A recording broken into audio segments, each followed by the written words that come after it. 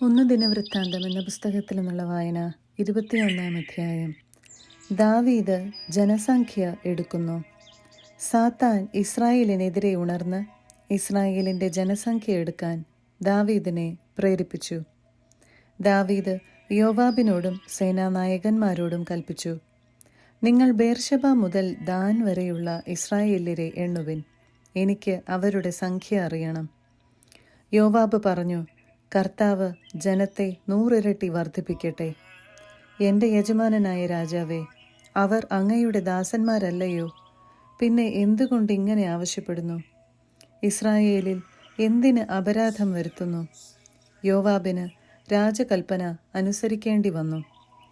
അവൻ ഇസ്രായേൽ മുഴുവൻ ചുറ്റി സഞ്ചരിച്ച് ജെറുസലേമിൽ തിരിച്ചെത്തി. യോവാബ് ജനസംഖ്യ ദാവീദിനെ അറിയിച്ചു.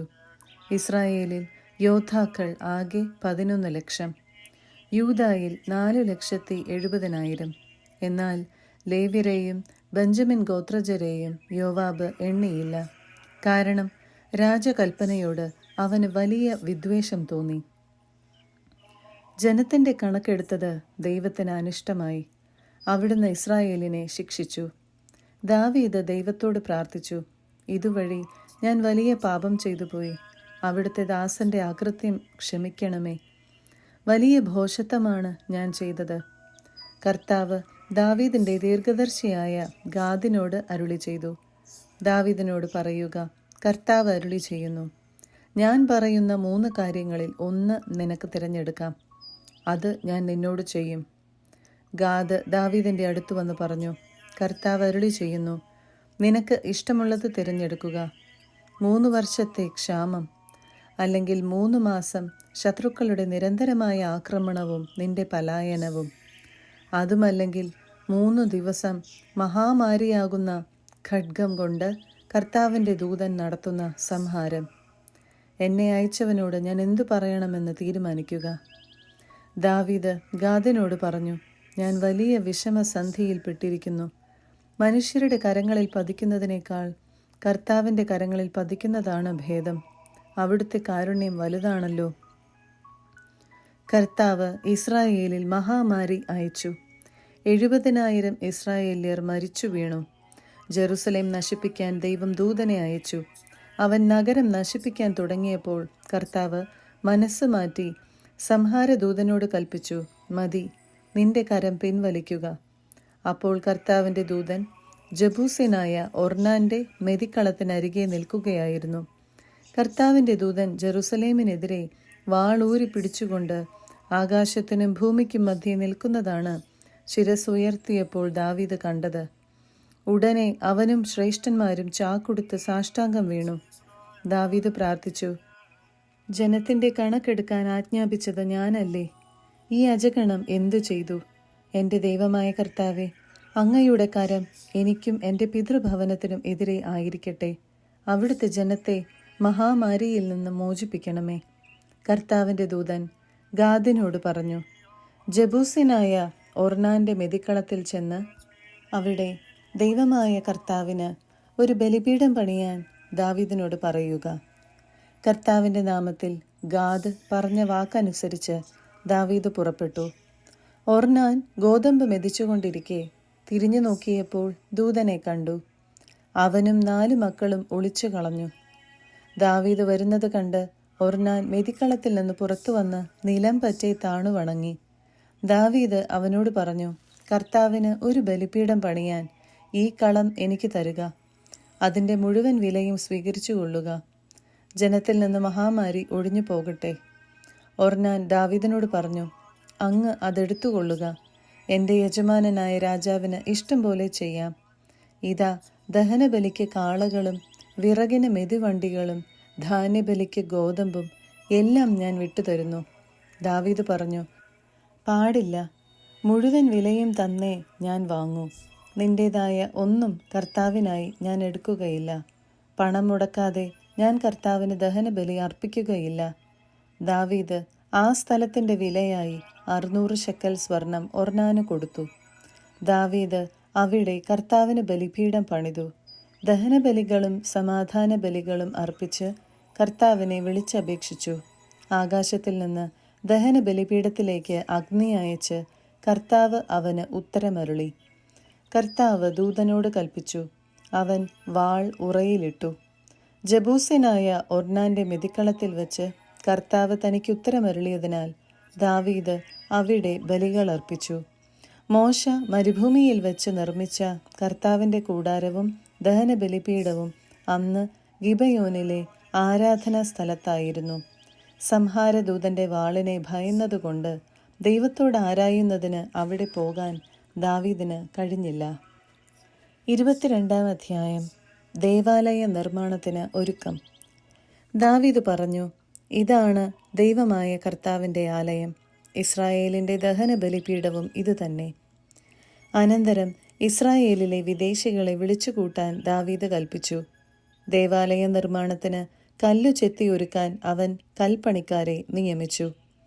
പടിവാതിലുകൾക്ക് വേണ്ട ആണിയും വിജാഗിരികളും കൊളുത്തുകളും നിർമ്മിക്കാൻ പിച്ചളയും ഇരുമ്പും അളവില്ലാതെ ശേഖരിച്ചു. സീദോന്യരും ടയർ നിവാസികളും കൊണ്ടുവന്ന എണ്ണമറ്റ ദേവദാരുക്കളും ദാവീദ് ഒരുക്കിവെച്ചു. അവൻ പറഞ്ഞു, എൻ്റെ മകൻ സോളമൻ യുവാവും അനുഭവ സമ്പത്തില്ലാത്തവനുമാണ്. കർത്താവിനായി പണിയാനിരിക്കുന്ന ആലയം എല്ലാ ദേശങ്ങളിലും കീർത്തിയും മഹത്വവും വ്യാപിക്കത്തക്കവണ്ണം അതിമനോഹരമായിരിക്കണം. ആവശ്യമുള്ള സാമഗ്രികൾ ദാവീദ് തൻ്റെ മരണത്തിനു മുൻപ് ശേഖരിച്ചു വെച്ചു. അവൻ തൻ്റെ മകൻ സോളമനെ വിളിച്ച് ഇസ്രായേലിൻ്റെ ദൈവമായ കർത്താവിന് ആലയം പണിയാൻ ചുമതലപ്പെടുത്തി. ദാവീദ് സോളമനോട് പറഞ്ഞു, മകനെ, എൻ്റെ ദൈവമായ കർത്താവിൻ്റെ നാമത്തിന് ആലയം പണിയണമെന്ന് എനിക്ക് ആഗ്രഹമുണ്ടായിരുന്നു. എന്നാൽ കർത്താവ് എന്നോട് അരുളി ചെയ്തു, നീ ഏറെ രക്തം ചിന്തി ധാരാളം യുദ്ധങ്ങളും നടത്തി. നീ എൻ്റെ മുൻപിൽ ഇത്രയേറെ രക്തമൊഴുക്കിയതിനാൽ നീ എനിക്ക് ആലയം പണിയുകയില്ല. നിനക്ക് ഒരു പുത്രൻ ജനിക്കും. അവൻ്റെ ഭരണം സമാധാനപൂർണമായിരിക്കും. ചുറ്റുമുള്ള ശത്രുക്കളിൽ നിന്ന് ഞാൻ അവന് സമാധാനം നൽകും. അവൻ്റെ നാമം സോളമൻ എന്ന് ആയിരിക്കും. അവൻ്റെ കാലത്ത് ശാന്തിയും സമാധാനവും ഞാൻ ഇസ്രായേലിന് നൽകും. അവൻ എൻ്റെ നാമത്തിന് ആലയം പണിയും. അവൻ എനിക്ക് പുത്രനും ഞാൻ അവന് പിതാവുമായിരിക്കും. അവൻ്റെ രാജകീയ സിംഹാസനം ഇസ്രായേലിൽ ഞാൻ എന്നേക്കും സുസ്ഥിരമാക്കും. മകനെ, കർത്താവ് നിന്നോടുകൂടെ ഉണ്ടായിരിക്കട്ടെ. നിന്നെക്കുറിച്ച് അവിടുന്ന് അരുളി ചെയ്തതുപോലെ നിന്റെ ദൈവമായ കർത്താവിന് ആലയം പണിയുന്നതിൽ നീ വിജയിക്കട്ടെ. ഇസ്രായേലിൻ്റെ ഭരണം അവിടുന്ന് നിന്നെ ഏൽപ്പിക്കുമ്പോൾ നിന്റെ ദൈവമായ കർത്താവിൻ്റെ കൽപ്പനകൾ അനുസരിക്കുന്നതിന് നിനക്ക് വിവേകവും അറിവും അവിടുന്ന് പ്രദാനം ചെയ്യട്ടെ. കർത്താവ് മോശ വഴി ഇസ്രായേലിന് നൽകിയ കൽപ്പനകളും നിയമങ്ങളും ശ്രദ്ധാപൂർവം പാലിച്ചാൽ നിനക്ക് ഐശ്വര്യമുണ്ടാകും. ശക്തനും ധീരനുമായിരിക്കുക. ഭയപ്പെടുകയോ പരിഭ്രമിക്കുകയോ ചെയ്യരുത്. കർത്താവിൻ്റെ ആലയത്തിന് 1,00,000 താലന്ത് സ്വർണവും 10,00,000 താലന്ത് വെള്ളിയും അളവില്ലാത്ത വിധം പിച്ചളയും ഇരുമ്പും ആവശ്യത്തിനു വേണ്ട കല്ലും മരവും ഞാൻ ക്ലേശം സഹിച്ചു ശേഖരിച്ചിട്ടുണ്ട്. നീ ഇനിയും സംഭരിക്കണം. കല്ലുവെട്ടുകാരും കൽപ്പണിക്കാരും മരപ്പണിക്കാരും സകലവിധ കരകൗശലപ്പണിക്കാരും സ്വർണം, വെള്ളി, പിച്ചള, ഇരുമ്പ് എന്നിവയുടെ പണിയിൽ നിപുണരായ ജോലിക്കാരുമായി ധാരാളം പേർ നിനക്കുണ്ട്. ജോലി ആരംഭിക്കുക. കർത്താവ് നിന്നോടുകൂടെ ഉണ്ടായിരിക്കട്ടെ. പുത്രൻ സോളമനെ സഹായിക്കാൻ ഇസ്രായേലിലെ എല്ലാ നായകന്മാരോടും ദാവീദ് കൽപ്പിച്ചു. അവൻ പറഞ്ഞു, നിങ്ങളുടെ ദൈവമായ കർത്താവ് നിങ്ങളുടെ കൂടെയില്ലേ? നിങ്ങൾക്ക് പൂർണ്ണമായ സമാധാനം അവിടുന്ന് നൽകിയില്ലേ? അവിടുന്ന് ദേശനിവാസികളെ എൻ്റെ കയ്യിൽ ഏൽപ്പിച്ചിരിക്കുന്നു. ദേശം മുഴുവനും കർത്താവിനും അവിടുത്തെ ജനത്തിനും കീഴടങ്ങിയിരിക്കുന്നു. നിങ്ങളുടെ ദൈവമായ കർത്താവിനെ അന്വേഷിക്കാൻ ഹൃദയവും മനസ്സും ഒരുക്കുവിൻ. കർത്താവിൻ്റെ ഉടമ്പടിയുടെ പേടകവും ദൈവത്തിന് പ്രതിഷ്ഠിക്കപ്പെട്ട വിശുദ്ധ ഉപകരണങ്ങളും സ്ഥാപിക്കാൻ കർത്താവിൻ്റെ നാമത്തിന് ആലയം നിർമ്മിക്കുവിൻ. 23-ാം അധ്യായം. ലേവ്യഗണങ്ങൾ. ദാവീദ് അതിവൃദ്ധനായപ്പോൾ പുത്രൻ സോളമനെ ഇസ്രായേലിൻ്റെ രാജാവാക്കി. ദാവീദ് ഇസ്രായേലിലെ എല്ലാ നായകന്മാരെയും പുരോഹിതന്മാരെയും ലേവ്യരെയും വിളിച്ചുകൂട്ടി. 30 അതിൽ കൂടുതലും വയസ്സുള്ള ലേവ്യരുടെ കണക്കെടുത്തു. ആകെ 38,000 പേർ ഉണ്ടായിരുന്നു. അവരിൽ 24,000 പേരെ ദേവാലയ ശുശ്രൂഷകരായും 6,000 പേരെ കാര്യവിചാരകരും ന്യായാധിപന്മാരുമായും ദാവീദ് നിയമിച്ചു. 4000 പേരെ വാതിൽ കാക്കുന്നതിനും 4000 പേരെ താൻ നിർമ്മിച്ച വാദ്യോപകരണങ്ങൾ ഉപയോഗിച്ച് കർത്താവിന് സ്തുതി പാടുന്നതിനും നിയോഗിച്ചു. അനന്തരം ദാവീദ് അവരെ ഗർശോം, കൊഹാത്ത്, മെറാറി എന്നിങ്ങനെ കുലക്രമത്തിൽ ഗണം തിരിച്ചു.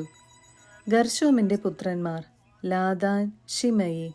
ലാദാന്റെ പുത്രന്മാർ പ്രമുഖനായ യഹിയേലും സേതാം, ജോയേൽ എന്നിവർ. ശിമയിയുടെ പുത്രന്മാർ ശെലോമോത്ത്, ഹസിയേൽ, ഹാരാൻ എന്നു 3 പേർ. ലാദാന്റെ കുലത്തലവന്മാർ ഇവരായിരുന്നു: യാഹാത്ത്, സീസ, യവൂഷ്, ബറിയ എന്നു 4 പേരും ശിമയിയുടെ പുത്രന്മാർ.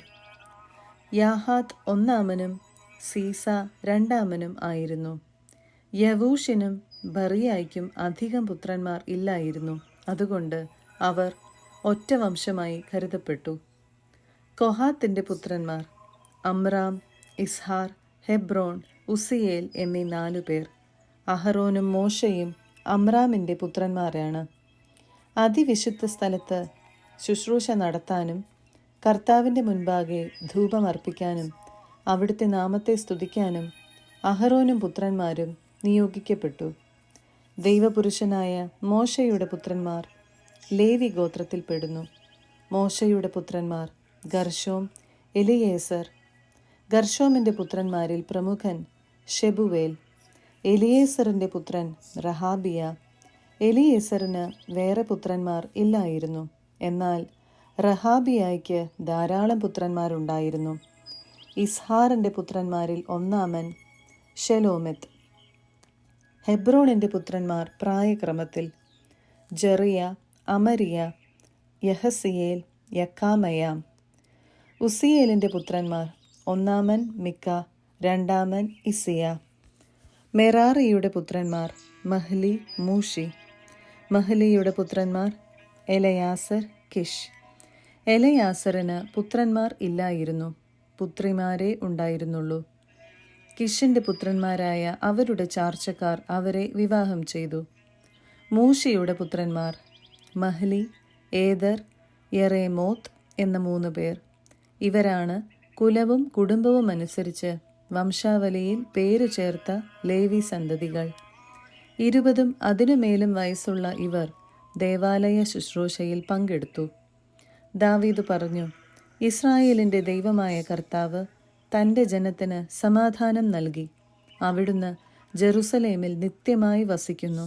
ആകയാൽ ലേവ്യർക്ക് ഇനി പേടകവും അതിലെ ശുശ്രൂഷയ്ക്കുള്ള ഉപകരണങ്ങളും വഹിക്കേണ്ടതില്ല. ദാവീദിൻ്റെ അന്ത്യശാസനമനുസരിച്ച് ലേവിപുത്രന്മാരിൽ 20 അതിനുമേലും വയസ്സുള്ളവർ ദേവാലയ ശുശ്രൂഷയ്ക്ക് പേരെഴുതിച്ചു. ഇവർ ദേവാലയ ശുശ്രൂഷയിൽ അങ്കണവും അറകളും സൂക്ഷിക്കുക, വിശുദ്ധ വസ്തുക്കൾ ശുദ്ധീകരിക്കുക, ദേവാലയത്തിലെ മറ്റു ശുശ്രൂഷകൾ ചെയ്യുക എന്നിവയിൽ അഹറോന്റെ പുത്രന്മാരെ സഹായിക്കേണ്ടതാണ്. തിരുസാന്നിധ്യ അപ്പം, ധാന്യബലിക്കുള്ള മാവ്, പുളിപ്പില്ലാത്ത അപ്പം, കാഴ്ചയർപ്പിക്കാനുള്ള ചുട്ടെടുത്ത അപ്പം, എണ്ണ ചേർത്ത കാഴ്ചയർപ്പിക്കാനുള്ള ചുട്ടെടുത്ത അപ്പം, എണ്ണ ചേർത്ത കാഴ്ച വസ്തുക്കൾ എന്നിവയും അവയുടെ അളവുകളും ഇവരുടെ ചുമതലയിലായിരുന്നു. പ്രഭാതത്തിലും പ്രദോഷത്തിലും ലേവ്യർ കർത്താവിനെ പാടി സ്തുതിക്കണം.